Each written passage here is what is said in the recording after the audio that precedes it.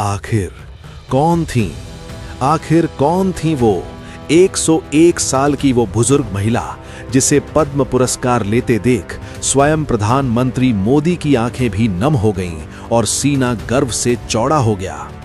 राष्ट्रपति भवन का वो विशाल हॉल जहां देश के बड़े बड़े दिग्गज मौजूद थे, लेकिन जब 101 साल की वो महिला अपने कांपते लेकिन मजबूत कदमों से चलकर अवार्ड लेने आई तो उन्हें देखकर सबकी आंखें फटी की फटी रह गईं। सिर्फ इतना ही नहीं, जब उनका कारनामा बताया गया तो हॉल तालियों की गड़गड़ाहट से गूंज उठा। लेकिन वहीं एक सवाल सबकी जुबान पर था कि आखिर कभी हिंदुस्तान की जमीन पर पैर ना रखने वाली उस विदेशी महिला ने ऐसा क्या कर दिया कि भारत सरकार उन्हें बुलाकर इतना बड़ा सम्मान दे रही थी। लेकिन असली सस्पेंस ये नहीं है कि वो 101 साल की हैं। असली सस्पेंस तो ये है कि जिस उम्र में लोग बिस्तर पकड़ लेते हैं, उस उम्र में वो एक ऐसा चमत्कार कर रही हैं जो हम सोच भी नहीं सकते। आज जब हम भारतीय अपनी ही जड़ों को भूलते जा रहे हैं, तब 7 समंदर पार बैठी वो महिला हमारी संस्कृति और हमारे ज्ञान के सहारे हजारों लोगों की जिंदगी बचा रही हैं। आखिर क्या है वो राज जिसने मोदी जी को भी भावुक कर दिया?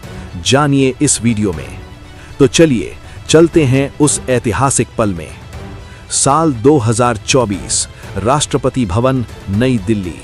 उस विशाल हॉल में सुई गिरने जितनी शांति, पिन ड्रॉप साइलेंस थी। तभी एंकर ने एक नाम पुकारा, शार्लेट चॉपिन, फ्रांस। तभी एक परछाई उभरी, हरे रंग की साड़ी, चेहरे पर 100 साल का अनुभव और आंखों में एक तपस्विनी की चमक। जब वो रेड कारपेट पर चल रही थीं, तो वो दुनिया को दिखा रही थीं कि इच्छा शक्ति क्या होती है।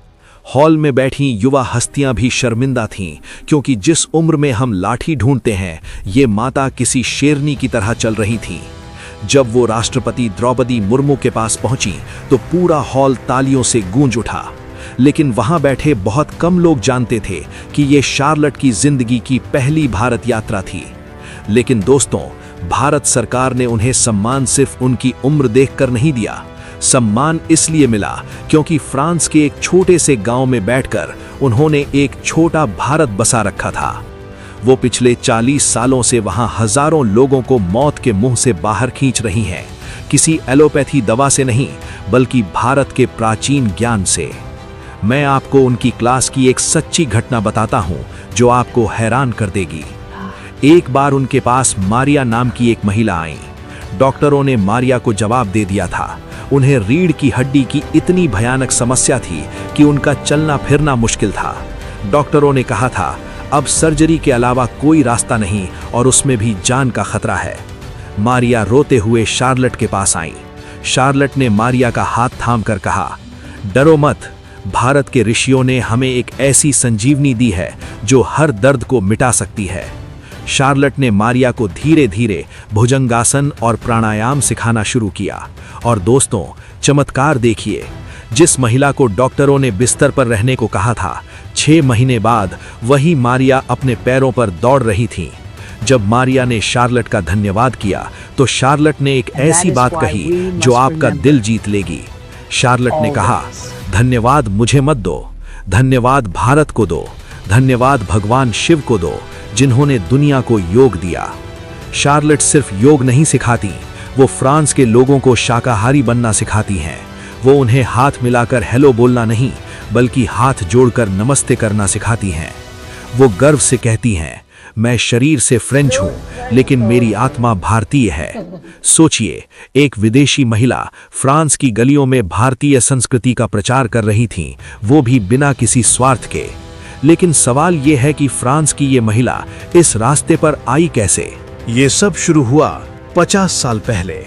शार्लोट बचपन से योगी नहीं थी। वो एक आम फ्रांसीसी महिला थी जो एक ऑफिस में सेक्रेटरी का काम करती थी।